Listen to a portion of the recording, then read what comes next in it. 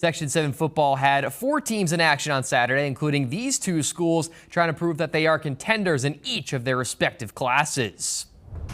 To the Apple Bowl we go. Class B's Peru hosting Class C's Plattsburgh. The Hornets searching for their first win this season, but Maggie Garrow stealing with a bit of history. The female Nighthawks kicker nailed her 100th career PAT. That unofficially puts her as the 3rd female kicker in New York State history to hit that milestone. The rest of the Nighthawk offense was also just as good. Jake Frechette throwing a multitude of dots. That one right there to Mason Starkey for 6 points on the TD. Then Frechette another there it is, dot. This time to Trent Taylor for another touchdown. Frechette's 4 passing touchdowns helps the Nighthawks soar to a 35-7 victory.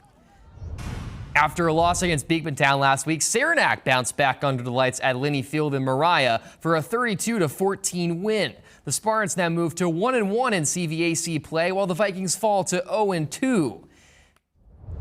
Now to the VPA gridiron. Spalding is taking on Rice at Rice Memorial High School. Rice trying to hand Spalding their first loss of the season, and the Green Knights looked like they were going to do it early on. Griffin Seitz had his sights on the end zone with this carry. Cuts it all the way to the Casa on the rushing touchdown for Rice. And then Rice defense also making some big-time plays in this one. How about Connor Plunkett coming away with that interception right there, putting the Green Knights in great field position, and also sets up Rice for a great performance in this one. 26-6, Rice in favor over Spalding.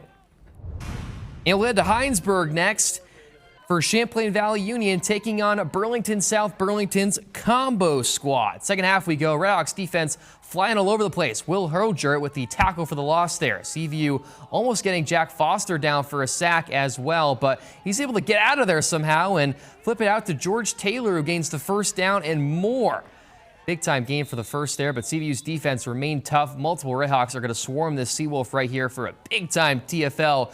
Redhawks would eventually take control of this one by the 4th quarter, and they're going to win 23-14.